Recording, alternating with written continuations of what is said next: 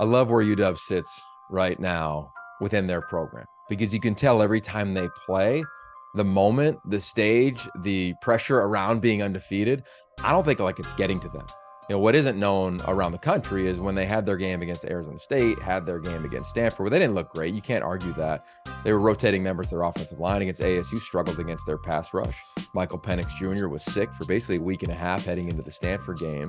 But coming out of that, and if you look at any team that goes undefeated, it's never easy. I think back when I was coaching at SC, and we were pretty much undefeated every year. And then you had that 1 or 2 or 3 games where you didn't play your best. And it was a challenge to decide, hey, am I going to come in and play with a ton of juice and a ton of confidence, or am I going to play tight? I don't see UW playing tight right now. I think the game against SC was a perfect example of that. Now, where they sit in the rankings at number 5, I got a problem with. Because I think when you look at their totality of their season, it's more impressive to me than what Florida State has done. It's more impressive to me than what Michigan has done. They haven't played anybody, and UW beat a team that's ranked right behind them in the Oregon Ducks. What they did over the weekend, I think, is more impressive than what Ohio State did at Rutgers. And Georgia, yes, I get it, the win against Missouri, but you're not leaving your stadium, I think, more than 4 times all season.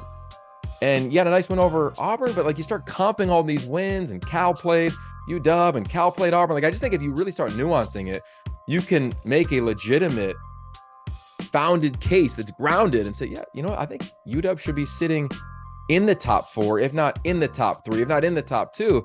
And I think Race Davis even said it. I wouldn't be shocked if they were number 1. Wouldn't have an issue with that. So I have an issue with where they sit, but they get to play a Utah team that is ranked. They get to go down to Corvallis and play a talented ranked Oregon State. And then, of course, they have the Apple Cup and the Pac-12 title. So they'll have their opportunity, but I don't like necessarily where they sit right now based on their record and how they play.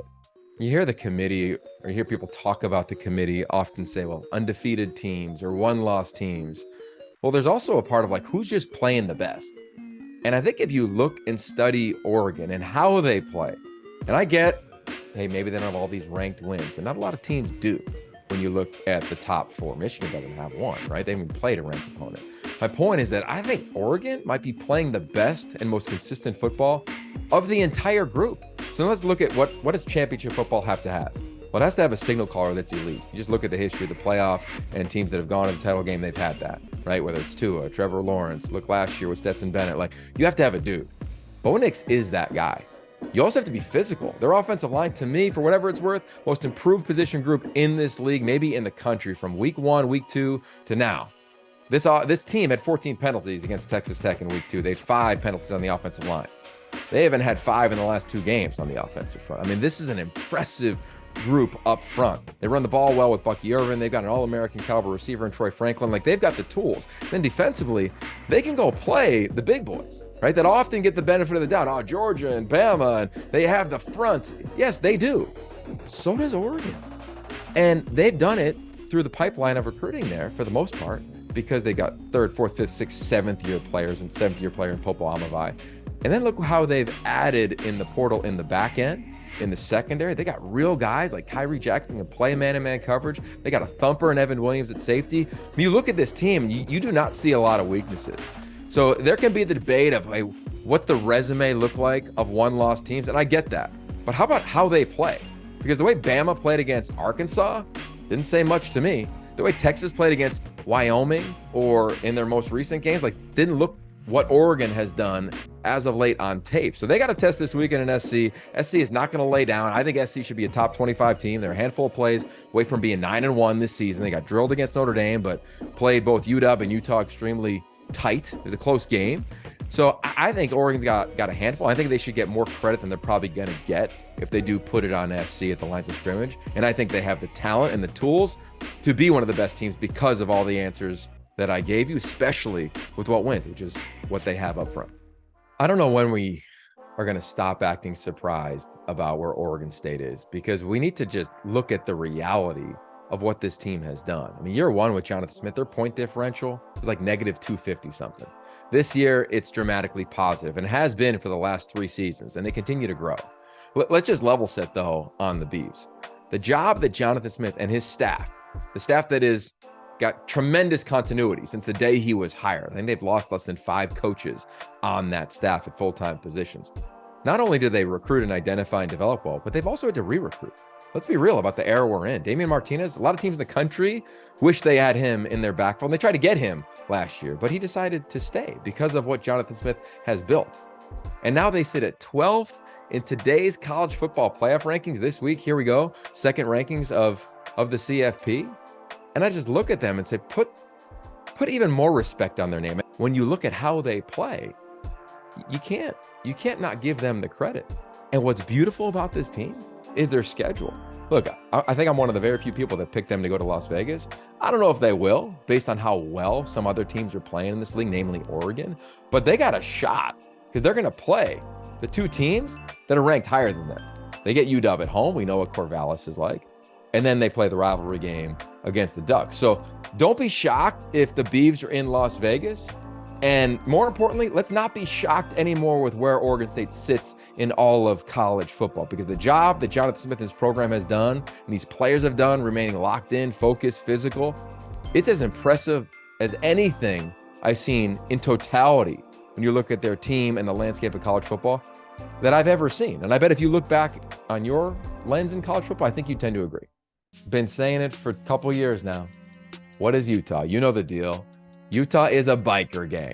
They roll into your neighborhood whenever they want, however they want. Heck, they might even actually be on a bike, the way Kyle Whittingham rolled into Pat McAfee's show a couple weeks ago. And they're going to play physical. They're going to leave you battered. They're going to leave you a little bloodied. And they're going to leave you saying, damn, that was a challenging game. And I think that's what they're going to do this weekend when they go to UW. Now, I don't know if they have the offensive firepower to keep up with Washington. They're going to have to run the football, much like USC did a week ago. So they have the capability, but they're going to have to gain a couple takeaways. They're going to have to impact Michael Penix Jr. with this defensive front that is as good as any defensive front. Junior Tafuna, really talented. Jonah Ellis, he's in the conversation for Defensive Player of the Year in this league. Cole Bishop, he keeps making plays. So they've got the ability to go into Seattle and take down one of the top teams in the country. Will they do it? It might be up to the pig farmer, right? Bryson Barnes, can they throw the football? But regardless, they sit at 7-2. Name another team that's ranked higher than them that you took away their all-everything quarterback, their best playmaker, and over 10 to 12 of their other most talented players on any given week. I'm talking about starting offensive linemen, starting linebackers, guys in the secondary, wide receivers. How many are sitting here? Like, look, I love having a vote for the Heisman, but I'm so glad I don't have a vote for the Coach of the Year, because there's so many, including Kyle Whittingham, that are worthy of this award. And I can't wait to watch them play, because I think they'll be prepared for the moment.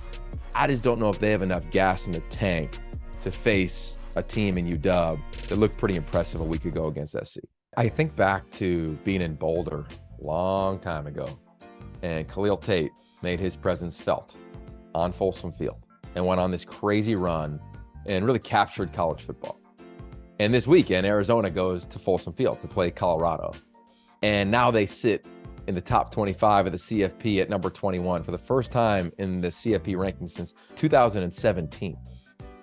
I think that this fan base and this team is catching that type of buzz that Khalil Tate generated years ago. And I love it. I love it because Jedd Fisch has done, like Jonathan Smith, a true rebuild for Arizona. I mean, think about when he took that thing over. They were terrible. I mean, they were one of the worst teams my eyes had seen in this league in 20 years now. And you look at year one, they had 8 games. They were within a score heading into the fourth quarter. And that season, they started 5 quarterbacks. And now look at where they are 2 years later. And you look at the recruiting class, the first true recruiting class for Jedd Fisch that's full of reigning, you got to call him the reigning freshman offensive player of the week, and Noah Fafita, because he basically wins it every week since he's become the starting quarterback there. You look at Tetairoa McMillan. You look at 13 players from that class are now starting or impacting. Jacob Manu. They're really impacting games in a huge way. So I look at them and I say, yeah, the buzz is real. And I don't see it going anywhere. I mean, I look at their last 3 games. They got a chance to win all of them. At Colorado this weekend, we don't know what Colorado is going to look like offensively. You know, what's going on with their coordinator situation. How can they protect Shedeur Sanders against a very aggressive Johnny Nansen defense? By the way, if there was a Coordinator of the Year award, Johnny Nansen would be a finalist, guaranteed. Look at what he's done over the course of the last year with that defense. And then they get Utah at home. The place is going to be bonkers like it always is in Tucson since Jedd Fisch has recreated some enthusiasm and excitement around there. And then they finish in the Territorial Cup. So they got a chance to win out. And then you start reflecting on this team. You say, God, their losses. Whew, they had a chance, much like Oregon State, to be even better positioned than where they sit now. So I don't think the country should be surprised. I think they look like one of the best 3-loss teams in the country. And I think there's teams in this league like UW and Oregon who sit at the top and say, I don't want to play them again, because of who they are schematically, the playmakers they have, how hard that defense is playing. So look for the Wildcats to continue to climb in the polls. And I love the buzz that Jed's created. He deserves a ton of credit. He would also be a Coach of the Year finalist when it's all said and done with how he's done this rebuild, how he's shaped and developed this roster. I was disappointed to not see USC in this week's CFP rankings. Now, I get it. The perception of SC right now around the country after Lincoln Riley fired Alex Grinch post the Washington game and all the yards they gave up and the struggles they've had on defense is as though it's all fallen apart. Well, yeah, the dream has fallen apart in terms of you're going to go win a national title in Caleb Williams' second season at USC, and Lincoln Riley was on the doorstep of a Pac-12 title and the CFP last year. If you had a healthy Caleb Williams in the title game, like I get the stage that was set for the Trojans, but their reality is not that anymore. But I don't think their reality is it's fallen apart. You talk to people in that program, you hear from Lincoln Riley, and they still got a lot to play for. This is a team that, amid all of the dialogue around them, and I was just on their campus last week in advance of their Cal game, this is a tight group. You watch them compete, you see the emotion on their faces. Of course, we all saw Caleb Williams post-game. This is a team that is gonna leave it all on the grass when they go and compete. And I just think that when we watch them compete, especially this weekend in Eugene, they're gonna come out with an even greater enthusiasm to go compete, because they probably feel not only embarrassed with where they sit in college football, but disrespected, quite frankly, by the rankings. Because you look at their losses, right? They are probably 3 to 4 snaps away from possibly being 9-1. Like Notre Dame, we get what that was. You can't turn the ball over that many times and have a chance against a top 25 team. But their loss to Utah, I mean, they get a tackle on Bryson Barnes, or they make a field goal, they're winning that game. You look at the UW game, and that was just unbelievable. If that game was still going now, it'd be back and forth 3 days later. I mean, that's just the nature of the game. So I don't think that where they sit, and I'd be curious what the committee says, because they put K-State there at 25. Well, K-State, when you look at their loss, they lost to Oklahoma State 29-21. Arizona State also played a really tight game against Oklahoma State. It was 27-15 they lost. So you're going to start comping little things like that. I think SC should be sitting higher, but regardless, I think they're a top 25 team. And I think if Oregon can get a win this weekend against a top 25 caliber team, that's pretty impressive against one of the best players in the country, one of the best offenses in the country in Caleb Williams, and a team that will clearly be re-energized with the changes they've made on the staff.